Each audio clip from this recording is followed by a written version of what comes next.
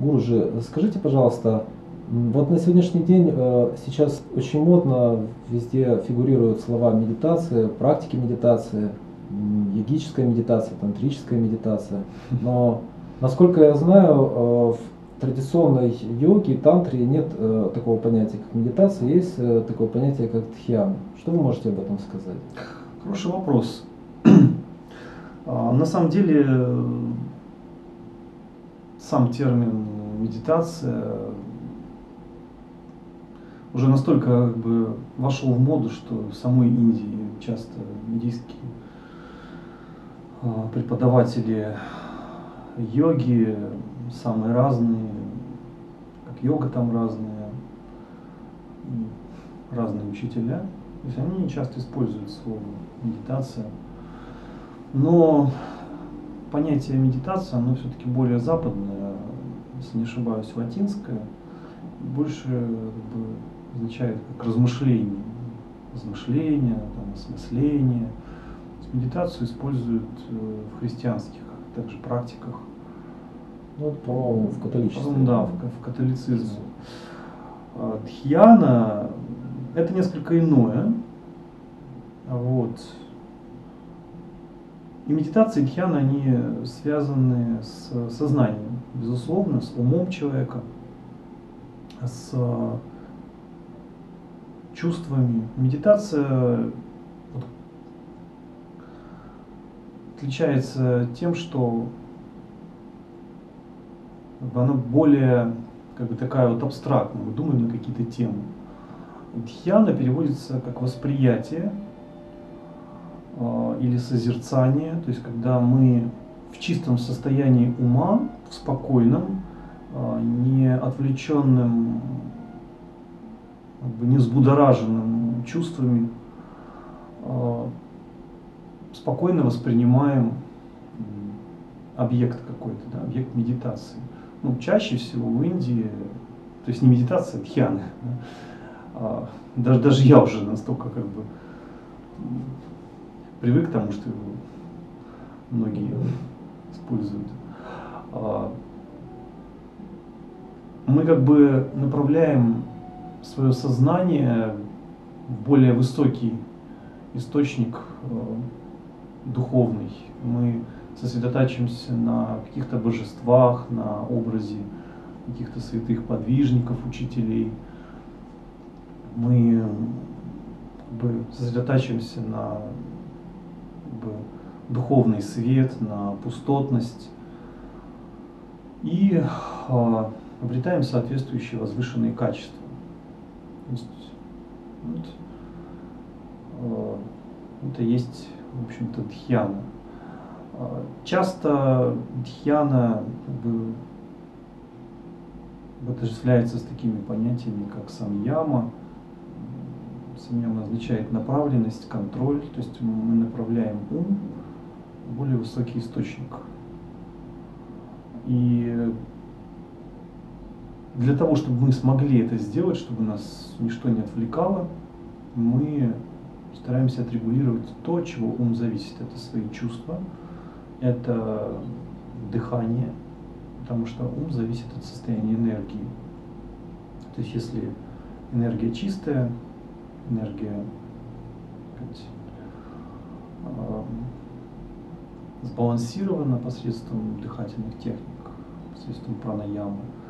Если пранаяму сейчас называют прана-самьяма, то есть то и нам легче настроить качество своей дхьяны. Поэтому дхьяна играет важнейшую роль в садхане.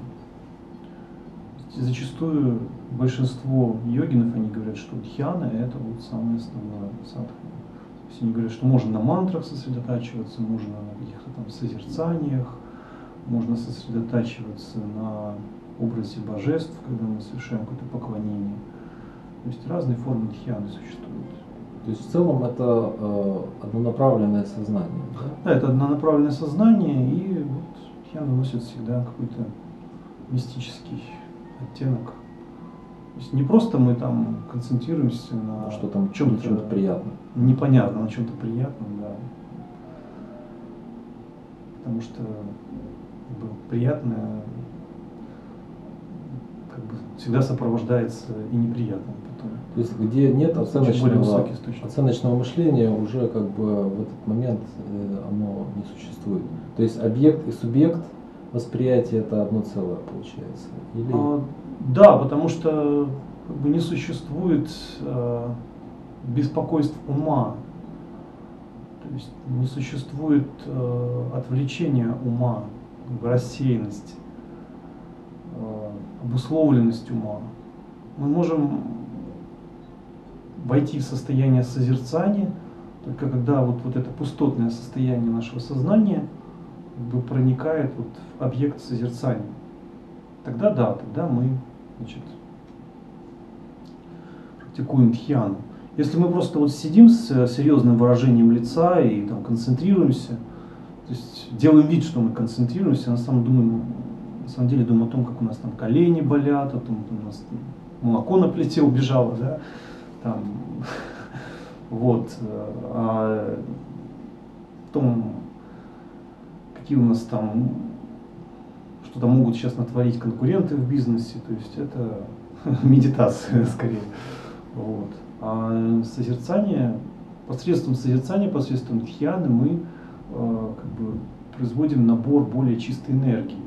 И уже потом вот с этой чистой энергией мы можем решать какие-то задачи второстепенного плана. То есть это не просто мы о чем-то там как-то подумываем, да? То есть, а мы набираем вот свою психофизическую структуру, какую-то чистую энергию, и дальше уже в этом высоком состоянии мы можем приступать к каким-то активностям.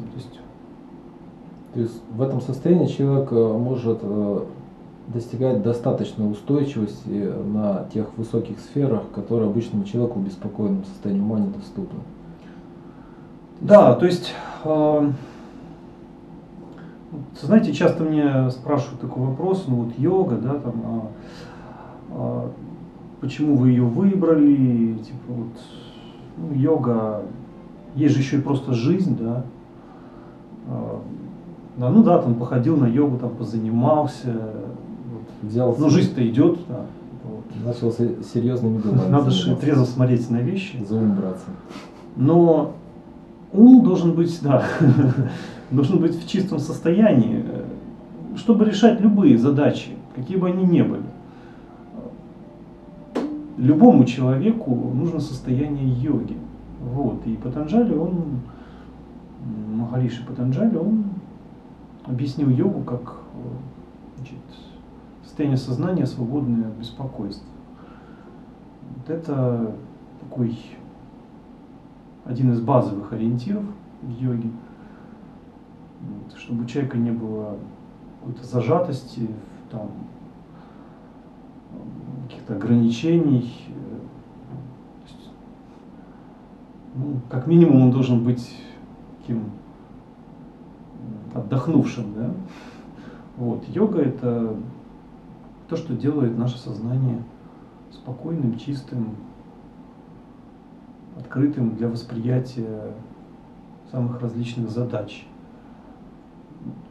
С беспокойством мы не можем решить ни одну из проблем. Поэтому в йоге нуждаются все. И даже люди, которые не понимают йогу, они подсознательно как бы стремятся вот обрести состояние йоги, чтобы ее использовать. Правильно ли я понимаю, что йога — это для достижения качественного состояния дхьяны требуется определенная дисциплина для того, чтобы человек смог устояться, то есть стабилизироваться в том состоянии, которое за пределами колебаний ума. Потому что ведь может просто быть сиюминутное впечатление, приятное, которое быстро забывается. А для того, чтобы использовать в жизни... Нет, вот как бы сиюминутное впечатление, да, это... Смотрите, вот я получаю сиюминутное впечатление, да, там в состоянии медитации. Вот типа я там медитирую. А потом я иду с этим сиюминутным впечатлением и понимаю, что в реальной жизни часто далеко неприятные, и в связи с этими противоречиями я начинаю не любить вот то, чем я занимался до того момента, когда снял с себя розовые очки. Вот. А в данном случае мы практикуем дхьяну не для сиюминутных впечатлений, то есть мы входим в такое трезвое состояние, которое мы можем использовать потом, более широко. То есть оно длится помимо даже колебаний ума. То есть человек может одновременно чувствовать, как ум колеблется, и это ровное состояние. То есть, ну, если он несовершенен еще пока в йоге, может быть, то есть это ровное состояние может в нем присутствовать как память. А вот как бы подтверждением того, что это состояние является правильным, да, не просто там вот я себе надумал, что оно какое-то там ровное у меня, является сама жизнь. То есть, когда мы после дхьяны выходим заниматься обычными делами, вот тогда нам и жизнь дает подтверждение, чем мы на самом деле занимались.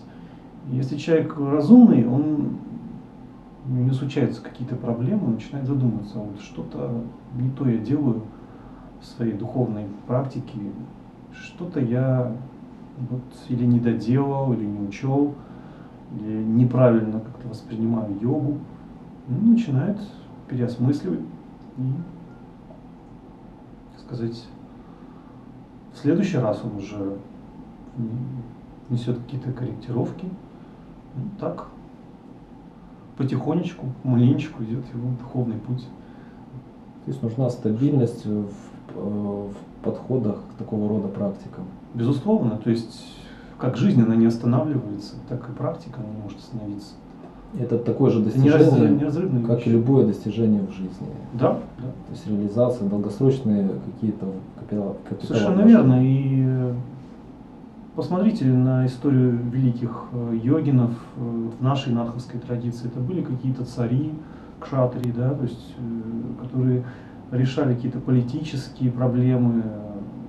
То есть это были люди уже достаточно зрелые, то есть когда они пришли к пониманию йоги, приняли путь надха.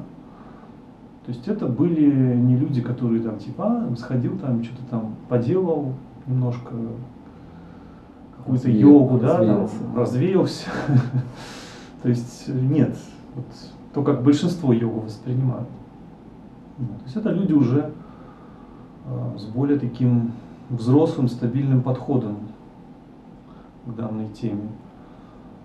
Вот так и надо относиться к духовному пути.